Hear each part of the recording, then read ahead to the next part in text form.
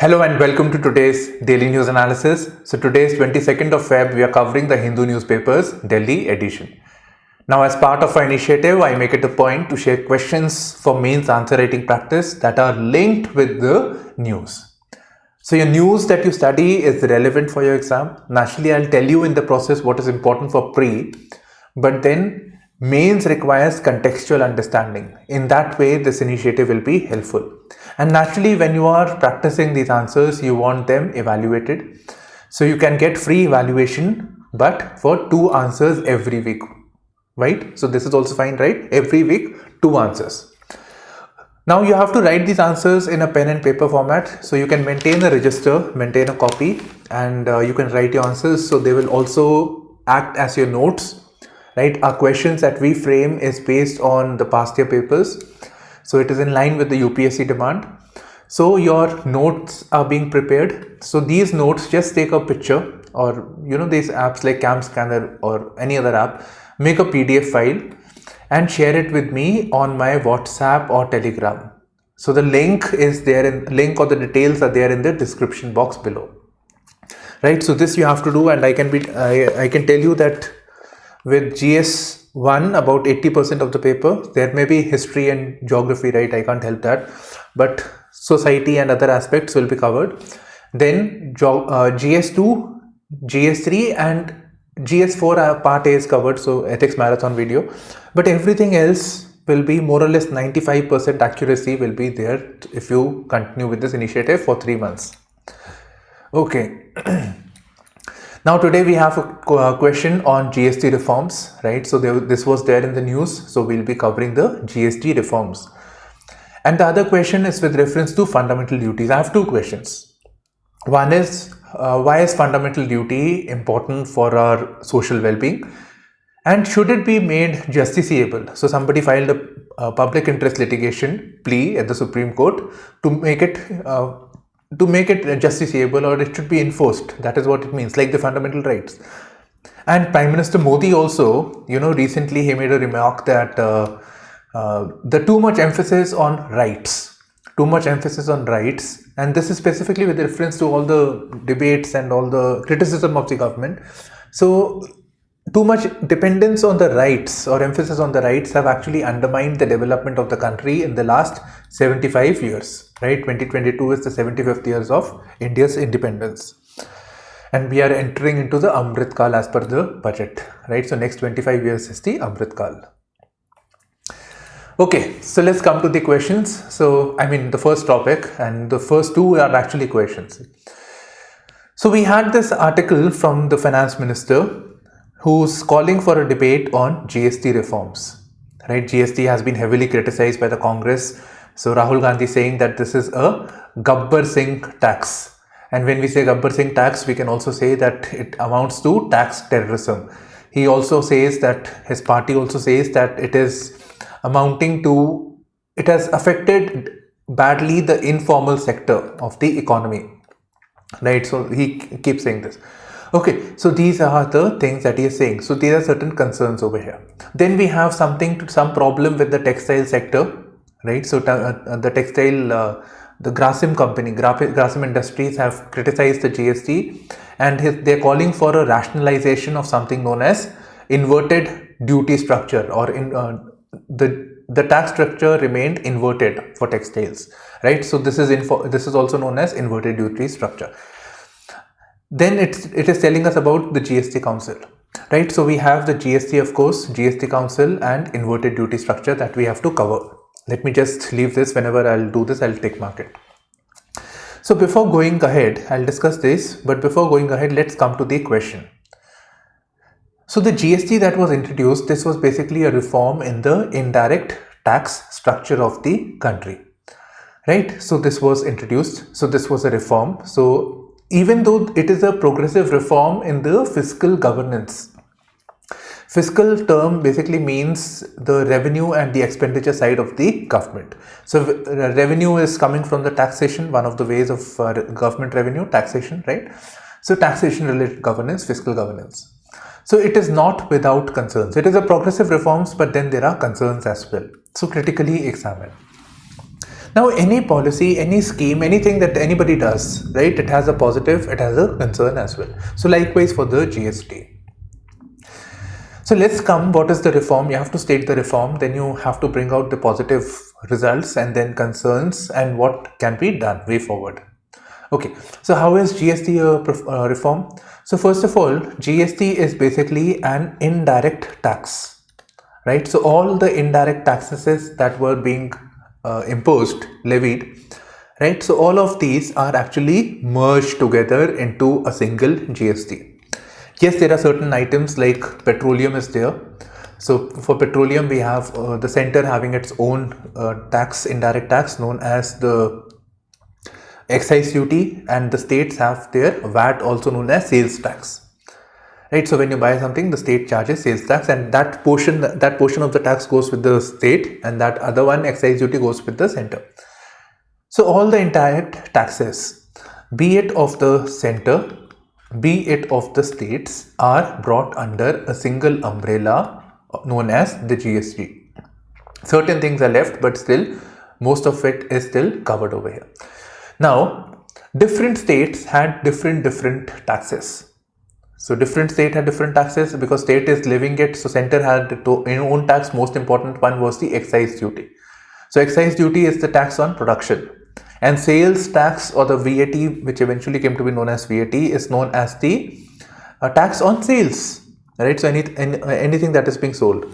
So sales tax would vary from state to state. Then each state had its own set of rules. You need this form, you need that form if you want concession, all these things. So this was problematic. And here again, if we look at it, we also had certain municipalities like Bombay. So if something comes into their state, right, then in that case one had to pay octroi. So over and above all these complications, there was additional taxes also by the local bodies. So naturally this is affecting the investments that are coming to a country, right? It is affecting the ease of doing business. Other countries have rationalized structure.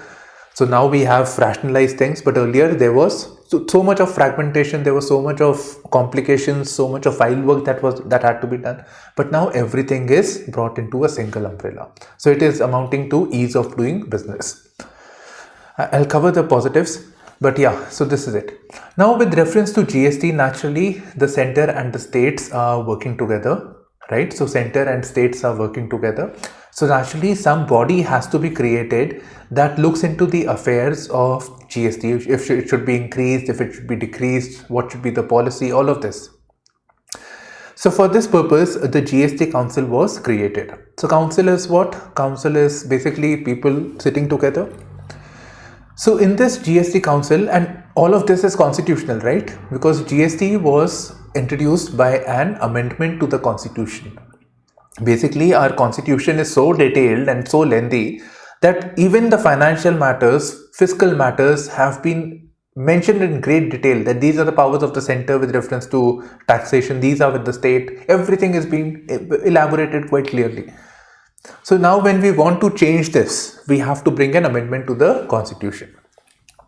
Okay, so GST Council. So here naturally there are states, representatives of the states, and there is representative of the center, naturally the finance minister.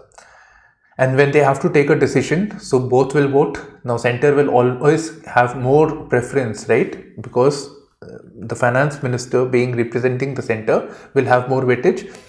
So the center's weight is 1/3 and the rest is with the states, right? Naturally the center or the person who is voting, their weightage is more, but if you look at the federal aspect, the states have a primacy over here, right? So this is basically the GST Council, and again here you can look at it. One, it is leading to the integration of the different taxes that are there.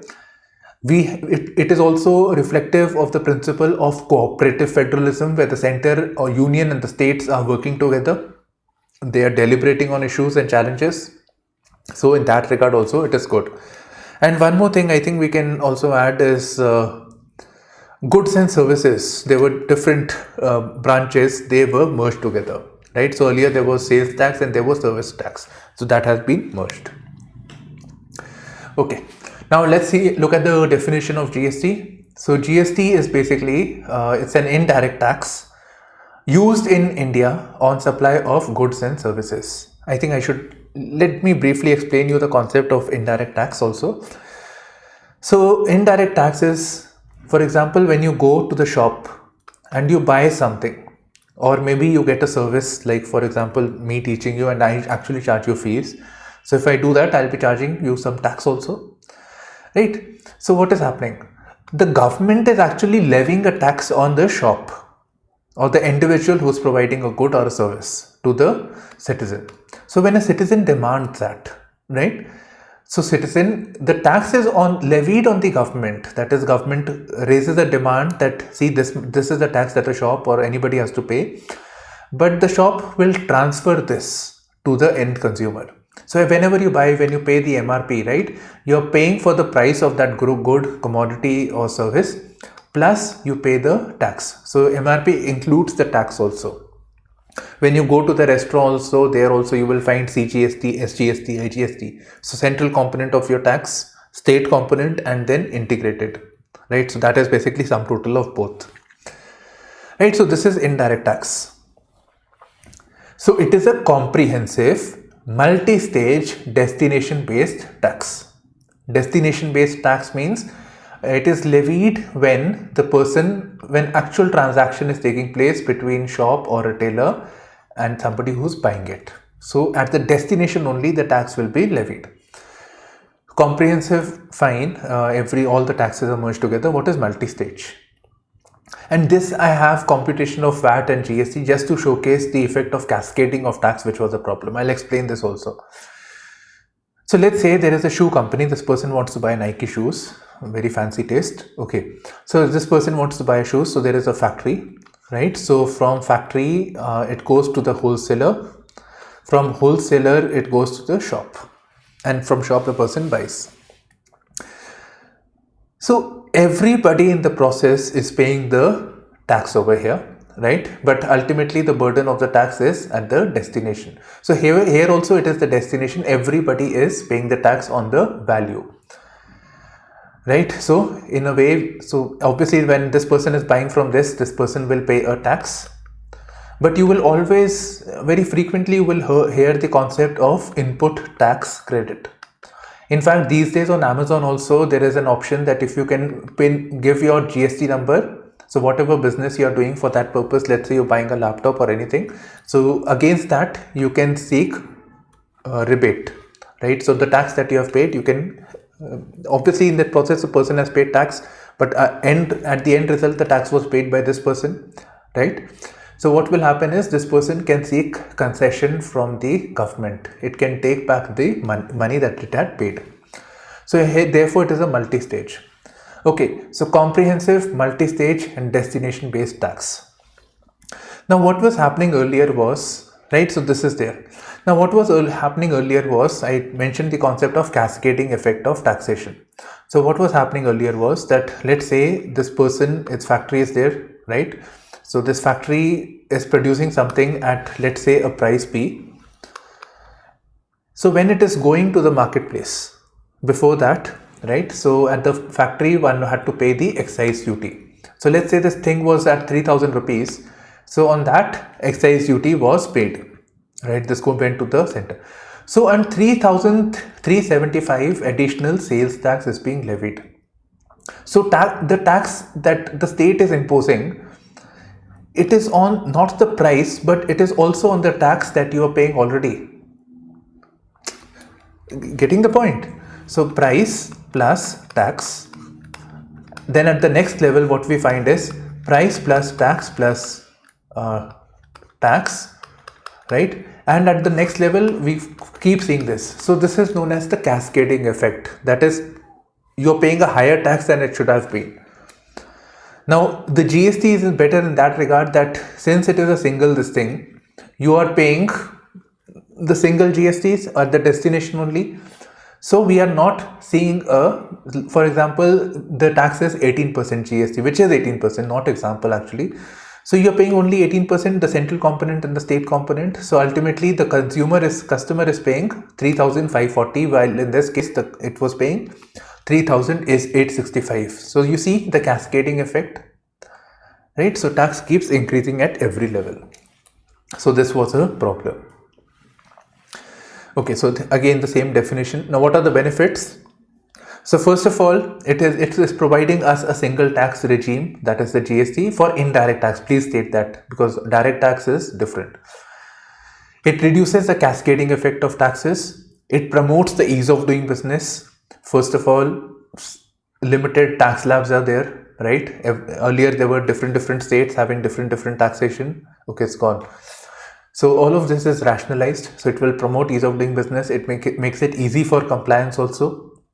And to make it easier, there is something known as e-way bills. So when a company, everything they're trying to make everything automated, so that perchi work and the paperwork will be reduced and it will be in the electronic format. And if everything is easy, right, then if the compliance is easy, so it will encourage more and more people to register themselves for payment of tax. And if you look at this earlier arrangement also, where I told you about this input tax, right? Input tax credits. So if one wants to get that concession, if somebody wants to get that concession, one has to be registered with one needs to have the GST number, right? Else imagine if suppose everybody is paying GST, it is a multi-stage tax, everybody is paying GST. So that person is paying GST, but if the person is not registered, right, one will not be able to get the input tax credits. So this is a problem, and therefore it will lead to widening of tax base. If that is not clear, please message me in the comment section, I'll revert to it. Okay, now concerns. Now concern is that it has affected the informal sector. Now everything in this, it's a progressive step. It is better than the earlier system, naturally, but then it is forcing, obviously that was the goal. It is affecting the informal sector because it is kind of mandatory that it has to be there to get the benefits. So it is leading to, for basically these companies will have to invest in automation, right? They have to invest in the IT setup, for which they are not comfortable anyhow. So it will lead to higher compliance cost, right? So this, when it was initially introduced, it had actually affected a vast majority of informal sector companies. I mean, they are not companies. Informal sector means they are not registered. Okay. Higher tax burden, right? So with this, what is happening is the tax burden that is there, it has increased. Now look at this. Earlier the service tax was 12.5%. So now it has increased to 18%. Right. So services in particular have become more expensive. Then earlier there was a system of getting concessions by giving some type C form, type D form. So those concessions are not available anymore. So the burden of taxation has actually increased. Laws of control of the states. So earlier the states could, if they needed more money, they could increase the sales tax, but now they do not have the power, right? And furthermore, the power of the local bodies to raise finances, that has also been affected, because everything, the GST has been set over there. So local bodies, their power to levy tax has gone. Okay. Now it is dependent on digital literacy and internet penetration. So that is still not adequate. We have a huge digital divide. And in fact, with reference to education sector, we refer to this quite a number of times. Okay. Then there is a concern about, this is a new system. So there is a need to rationalize taxes, right? So in general, the tax is at 18%. So we need to rationalize taxes. So particularly there are certain sectors which are being taxed very heavily, and these are the sectors which actually needs more concessions. So this is with reference to textile, media and pharma, who have been particularly affected by the GST regime. And anti-profiteering authority.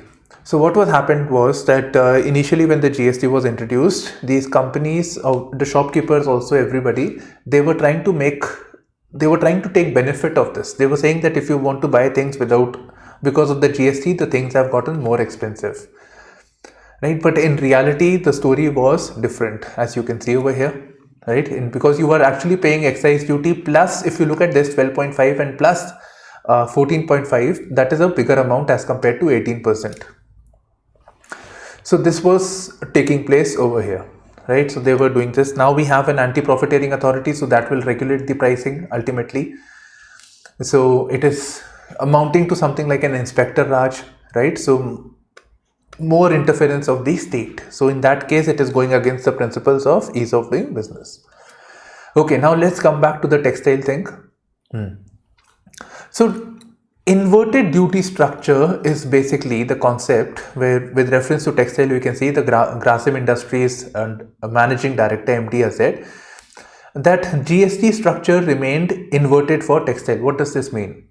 It means that tax on raw material, right? If somebody is importing raw material or not even importing in this case, so basically the taxes that are there on raw material are at a higher rate, right? Let's say the GST is at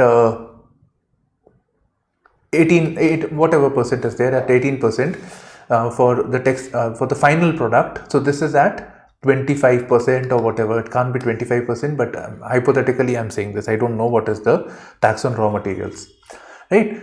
So the tax on raw material is much more as compared to the tax on the final product. So this is naturally, this is detrimental to the interest of the companies, right? So now you can write this answer, the recently introduced GST regime, and you will notice that you have a lot more points now.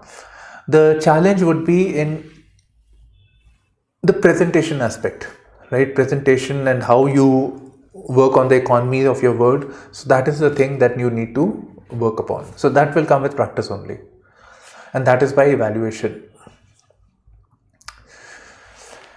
Fundamental duties must be enforced, right? So somebody has filed a plea with the Supreme Court, and I think this is the motivated one with reference to this, that in the garb of freedom of speech, people are protesting, so they are blocking the roads and the railroads, right? Rail routes are being blocked. So people have duties also, so they cannot do this. Further, he's referred to the petition, referred to the Bhagavad Gita on the importance of duty. And talking about importance of duty, there is a concept known as Nishkam Karma, right? That one must do one's duty and not be bothered about the fruits or the end result of one's action. In fact, you can actually find this on my ethics video. So in very short and a concise way, for ethics I have covered this. Okay, so let's do this with reference to fundamental duties. Now talking about fundamental duties, let's look at it from the prelims perspective. So fundamental duties was not originally stated in the constitution. It is not originally mentioned. It was actually introduced much later in 1976 via 42nd Amendment Act, which this was asked, by which amendment this was introduced. Swaran Singh Committee was also introduced. So it was on the recommendations of the Swaran Singh Committee. Okay. So a new article was created, Article 51A, which lists the fundamental duties, and the sole article in Part 4A, right? Everything you get it. Part 4 is the directive principles of the state policy. Part 4A is the fundamental duties. Okay. So this is, the purpose was to serve as a reminder to the citizens, right? That they enjoy rights, but at the same time they have certain duties. And the duties are non-justiciable. Now let's come back to this question, first question. So fundamental duties are not made enforceable by a writ of court. Fundamental rights are, but not duties, right? So for this also you must have studied that the court has certain writ power, Supreme Court as well as High Court, habeas corpus, certiorari, right? All these things. So the courts can enforce fundamental rights if they are violated, but nothing for fundamental duties. So it is not there. But they are fundamental to the well-being of society and individuals. That even though it is not justiciable, right? It is there, it is listed over here, but it is listed, but it is not, it is very, very important and one must abide by it. So that is the basic crux of this question. So please look at the fundamental duties. This is for your reference only. So how does it amount to the social well-being? Why is it important? So you can basically elaborate the point that fundamental duties were added later, right? And it is to act as a reminder. Same statement over here, a reminder to the citizens that while enjoying their rights, they also have duties, and duties that they owe towards their country, their society, and their fellow citizens. And it gives us certain important values like abiding by the constitution, cherishing the noble goals of our country, noble goals, right, that inspired the freedom struggle. Then focus on communal harmony.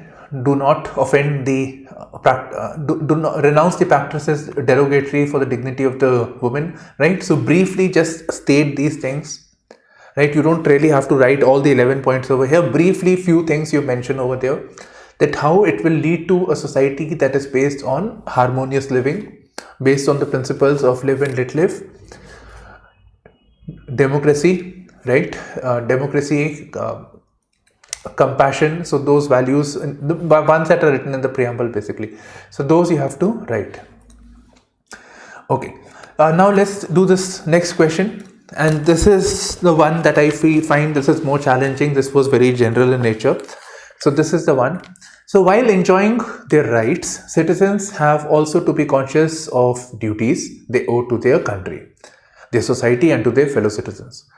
In this reference, should the fundamental duties be made justiciable just like the fundamental rights? So here is the plea, the statement of our Prime Minister that the citizens also have duties, rights. Focus too much on rights have affected the prosperity of the country.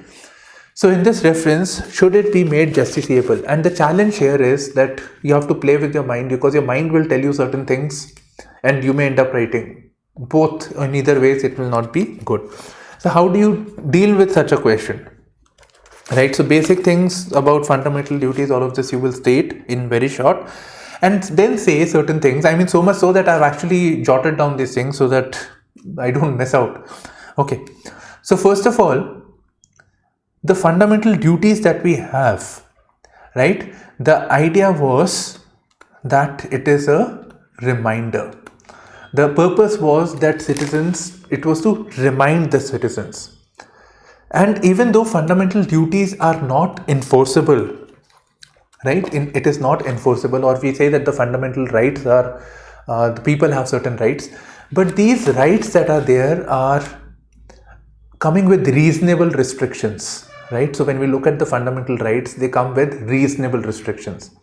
And somewhere these duties also, for example, not to do practices that are, renounce practices that are derogatory to the dignity of women, these are punishable by law. Doing something that we have to safeguard the public property and to abjure violence, that is not engage in violence. If somebody engages in violence, somebody incites communal tensions, then it is punishable, right? So we have, like for example, we have Article 19, which provides freedom of speech and expression, but at the same time, hate speech is punishable, right? Hate speech, incitement of violence is punishable.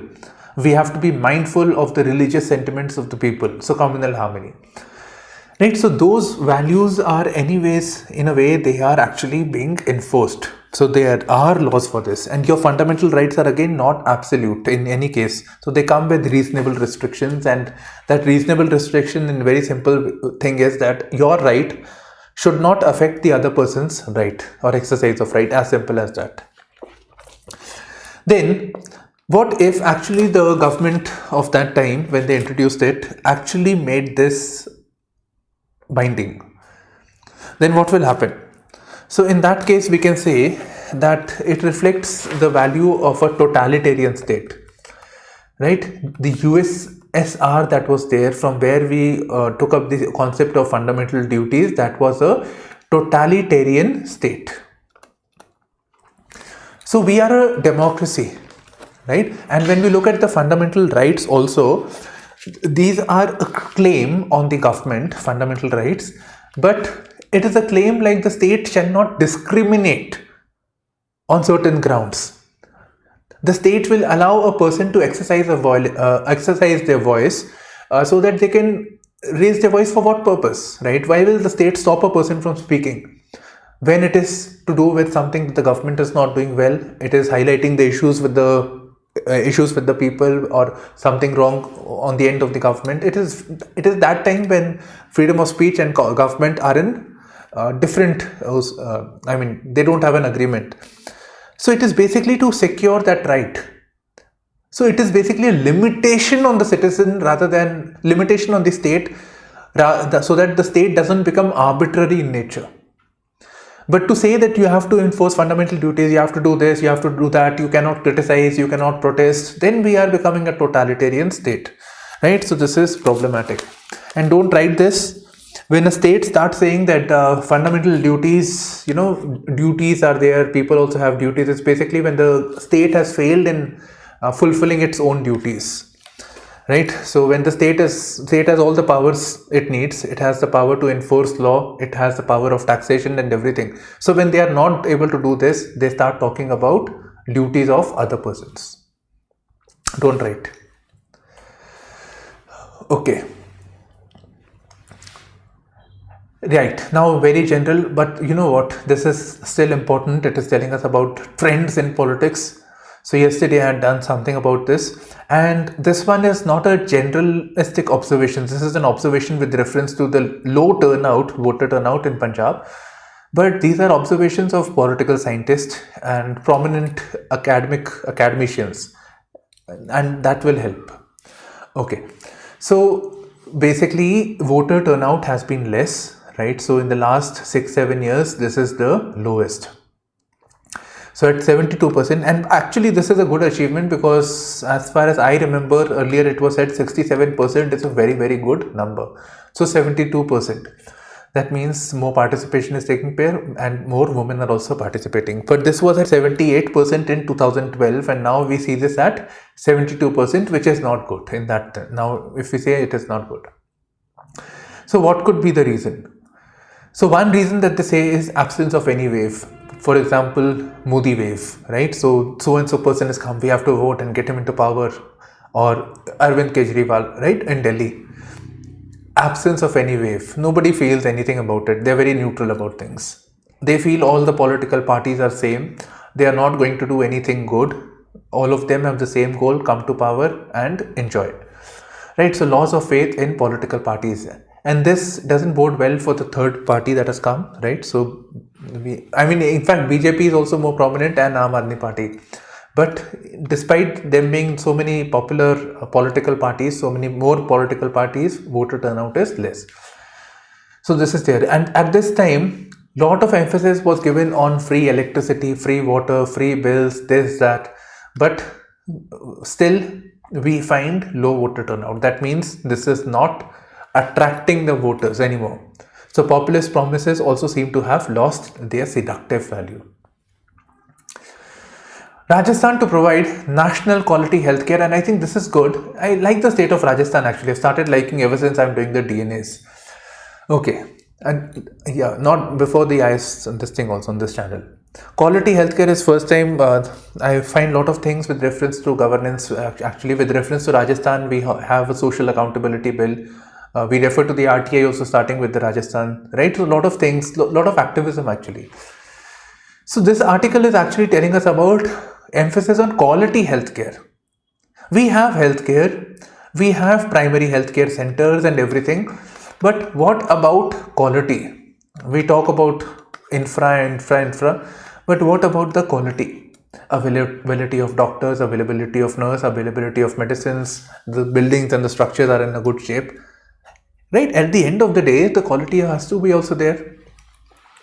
So there is this technical organization, some technical partner institution. So this has joined hand with the state to ensure national quality healthcare, right?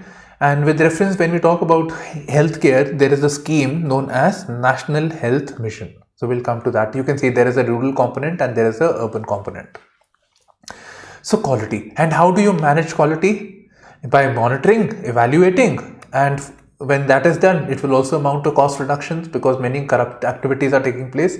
So that will help in this regard, right? So there will be skilled people, skilled monitors who will inspect the health centers at different levels and give marks for each service.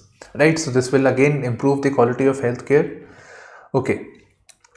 Now let's come to the National Health Mission. These are all important for your prelims. So National Health Mission basic task is health system strengthening, reproductive, maternal, neonatal child care, right? Communicable and non-communicable diseases. And if you can see, this is with reference to primary healthcare. Now these has, as you see, there are two components. So National Urban and National Rural Health Mission. I went to the document only. So what is the basic task with reference to urban? So city specific urban healthcare has to be provided, institutional mechanism has to be created at the level of planning, implementation, monitoring, community participation and participation of the local bodies, right? So it should not be top down but rather bottom up approach. Availability of resources and partnership with NGOs and like-minded institutions for healthcare.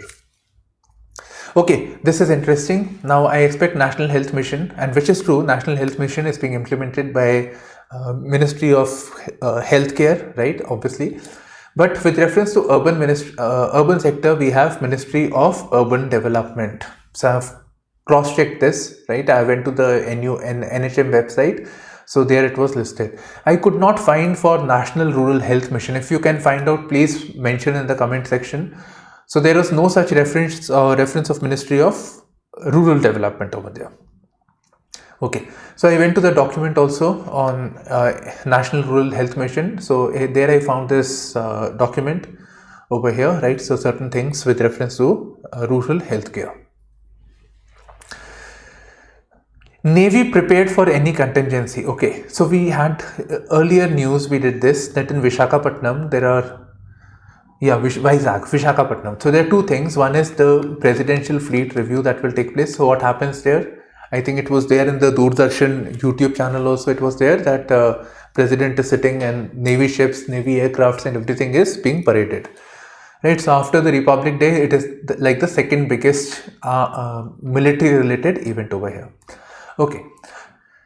So here naturally ships, aircraft and submarines were done, and in this reference the Prime Minister was saying that Navy is prepared for any contingency, and he appreciated the Navy for indigenization of defense manufacturing. So 70% of the components that are there in the naval ships, 70% of it is created by Indians, right? So it is being made in India, so it is focusing on self-reliance and the idea of Atmanirbhar Bharat. In fact, actually we have been very successful in exporting our ships also to other countries, especially in the Indian Ocean region. Okay, and further he said that the Navy has played a role in ensuring the safety of the seas and of the maritime commons. Safety of the sea, what all things they have done? And in this reference, look at point number 1 that I have listed. Our first Prime Minister, he said that his aim of India was that India should be a blue water navy. Indian Navy should be a blue water navy. So this is obviously India, and this is the Indian Ocean region. If you look at the map, predominantly India is located over there, peninsula position. So India has a predominant presence, Indian Navy predominant presence by means of, its navy is there, predominant over there. So it becomes a net security architecture, right? It provides regional security. It plays a key role in ensuring the net security provider in this region. That is the objective. And furthermore, so safety of the seas, piracy, etc., all this is taking place. Further, we have many of our assets, right? We have many of our assets like oil rigs. Nowadays, we are looking at seabed mining, all of this. So they have to also be protected. And maritime commons. So basically there is something known as United Nations Convention on the Law of the Sea, which has said that basically sea is international water, right? So we have some territorial water according to this.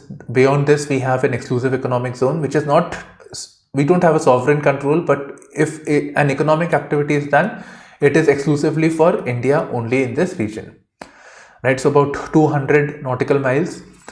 So it is playing an important, but this is again international waters, right? This is not territorial water. This is 12 nautical miles. So 12 plus 12 buffer is there. Okay. So Maritime Commons, with this as well as this, it is playing a role in protecting it. Okay, Atmanirbhar we did, and then there was a reference of INS Vikrant. So an aircraft carrier which will come into soon, it will come into service. Okay, now besides, there is also a military exercise with reference to Navy known as Milan exercise will take place. So this takes place every 2 years and normally takes place on the Port Blair. Now refer to the atlas and see where Port Blair is and how is it Andaman and Nicobar, how are they separated from each other, right? So near basic things associated with the map you please see. Right, so countries of the Indian Ocean region will be there, and further Quad is also invited. They are our brothers, right? So we have very good relations with Quad these days, so they are also part of this. So it is not limited to the Indian Ocean region. This is the thing that you need to keep in mind for pre. A red pen moment for corporate governance. Red pen moment, right? You get it? Corrections, red pen. Okay. So you see this opinion section and how little of relevance that I found over here, right? Highlighted. Okay, now with reference, let me explain the case and then let's come to the topic. So what happened was, this is with reference to the issue with SEBI. So Chitra Ramakrishna, who is the CEO and the MD of the National Stock Exchange, and what does it do? National Stock Exchange basically is a platform where the people from where they can buy and sell their shares, and when people buy shares, they are basically buying ownership of the company, right? So it is a platform from where the companies like Zomato, Reliance, etc. can raise money from the public and high net worth individuals. So NSE is very, very important, and here we find issues of corporate governance. We find issues with reference to appointment of a certain person who is being given a strategic position. At the same time, he's appointed as a consultant so that he's outside of the purview of regulation of the SEBI, right? So corrupt practices taking place. And this was done under the guidance of a mystic yogi somewhere in Himalaya, who knows what, who is supernatural. I mean, you should really read this actually. This is sarcasm actually. So you should read this. Okay. So this yogi was there who was guiding. So this was a spiritual force who was guiding this lady, Chitra Ramakrishna. So when SEBI asked them, she said that, insider information obviously it is not allowed, right? You cannot give, these are very important things that are taking place. So insider information cannot be shared, secret information. But then the law does not have any provision for any mystic person, right? So not for a spiritual force. So, I mean, what to do? I mean, and these are all our money at the end of the day. Okay, so this is there. And when I talk about corporate, so this is now with reference to NSE, but we should not restrict to NSE, right? We have had issues with reference to, let's say, a Satyam scam that had taken place. So in the Satyam scam, the owner or the founder of the company, it was an IT company, who was fudging the balance sheet so that to show the company as profitable and get more and more investments, right? So he was artificially inflating the value of the company. So this was brought to light. Audit practices were not taking place. I think let's add one more. What about Kingfisher Vijay Mallya case, right? So this is there. So in this reference, there has to be a mechanism which keeps the founders or the key members into check. So here this person, T.T. Rammohan, so he says that, see, in these companies normally there is a board. So board plays a role, that the board is actually whatever the CEO does, the chief executive officer, he's ultimately answerable to the board that, see, this is the action that we are doing. He has to take permission and all those things. Now what is happening is that we are seeing that the board is not able to keep such practices in check. What if the board member had raised an alarm at the Satyam or at the NSE or with Vijay Mallya that you are engaging in wrong things and this is not permitted? So it is at the board level where a lot of things could have been corrected. But what is happening is that these board members are being appointed by the CEO or the chief executive bodies, right? And this board is, you get lavish salary, very good terms, preference, etc. So these are being appointed by them. So there is a conflict of interest over here. And independent directors also, they want to remain in the office, right? There is this system that there should be independent directors, so who are outside of the government, outside of the company, but again they are employed by the company itself. So if anybody takes a stance that is against the corporate, then they will be removed and they will lose out on the perks. So nobody wants that, right?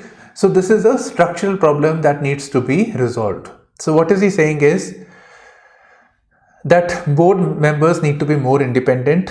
We need to bring in more diversity. People from different domains have to be there. The role of top management in deciding the board members, that has to come down. So they can choose not more than 50% of the independent directors. So remaining 50% that is there, that has to come from the regulatory bodies, from the banks. So their representatives should be there in the company, right? So this should be there. And the board members should be held accountable for lapses, right? So this is what this article is all about. Okay, now corporate governance was, if you look at it, is obviously this is GS2, and for corporate governance we have Companies Act, so that deals with the regulation of the companies. And we can also look at it from the point of view of ethics. So the role played by the private or the corporate, if the governance that is there, it is in accordance with the ethical norms, right? So this is the definition of corporate governance, and there are some 4 P's of corporate governance, that is corporate governance with reference to people, process, performance and purpose, right? So this is it. I'll quickly cover this. Use international law, call out China's violations. So basically, this person is saying that, with reference to China, what has happened is that we have some written agreements, and he has quoted the 1993 agreement and 1996 agreement. 1996 is with reference to confidence building measures, and 1993 is with reference to use of threat, right? So we do not use guns or anything when it comes to Chinese forces. So we have certain norms, we have certain agreement, so it is binding.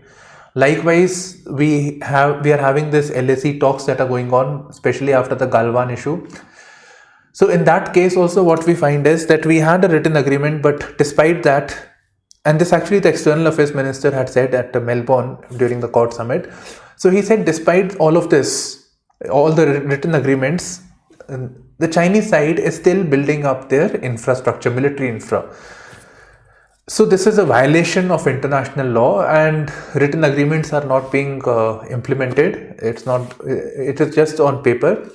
So the international community needs to look into it, because today it is us, tomorrow it will be South China Sea, and who knows, the World War also, right? So rule-based order should be there, or rule-based architecture should be there. And with reference to China, we have the issue of China, where we see that with reference to the South China Sea, right? So with reference to the South China Sea, that they lost a judgment with the Permanent Court of Arbitration. But despite losing the claim, China didn't implement it, right? So China did not abide by the ruling over here.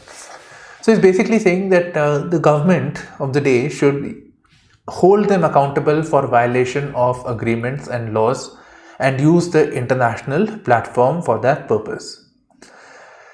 And one more thing we have over here, you can note down, right to act in self-defense. Right, so when we are dealing with international issues, tensions, it is appreciated if it is illegal actually that one uses force. But if somebody fires at you, then you can fire back, right? So right to act in self-defense is provided. So India needs to use these instruments and bargain better with China and put pressure using the international community. India and France discuss Afghanistan, Ukraine. So our External Affairs Minister, he was in Germany, and now he's meeting the French Foreign Minister, French counterpart. So naturally, they will talk about a variety of things. So they are talking about the recent developments in Afghanistan and what should be the approach of France and other countries, right? So this is there. They are discussing about the Ukraine issue. Now I have further more important things over here from my exam point of view. So they are also working on how they can cooperate on the Indo-Pacific region. So these days, because of the assertive China, right? So that region and the Southeast Asian region is basically known as the Indo-Pacific. Earlier it was known as Asia-Pacific, but now because USA wants India to be more into this thing, so Indo-Pacific. So this is there. Then France is a country of EU, right? So if we are talking about the India-EU FTA, so if India somehow India and France have some sort of an agreement, France can play a facilitating role in the India-EU FTA talks. So our talks are not taking place, and it is the second largest trading partner of India. So that will be highly beneficial. And furthermore, they have converging interests. For example, Indo-Pacific region, Afghanistan, Ukraine, right? Trade and commerce, Rafale military. So they have converging interest. Now there is one more thing, that India-France roadmap on blue economy and ocean governance. What is blue economy? I have a video, actually, you can watch that. So blue economy is basically all economic activities associated with the blue, that is water, ocean, right? So blue economy, and blue economy is there. And one more thing, actually got just confused with this thing. There is also something known as ocean economy. So when we look at the sustainability aspect, then it becomes blue economy, right? India-EU free trade agreement and India-EU connectivity partnership, right? So basically European Union has something known as European Union Global Gateway Strategy, right? So Global Gateway Strategy, where European Union wants to invest in creating more infrastructure development across the world, and this includes not just rail, road transport, right? It also includes health, digital, the focus on sustainability on the front of climate. So all of this are together over here. So India wants to partner in this regard, right? So you can look at it this way, that maybe in the neighborhood. So yesterday's article was saying that Bangladesh was saying, can India and Quad members provide us finance or an alternative to funding vis-a-vis China, so that if that can be done, so with reference to debt trap diplomacy, right? So in that case, it will be beneficial for India, right? Then, so this basically concludes our daily news analysis. So thank you for streaming in, and please do subscribe, like, share, and subscribe to our channel.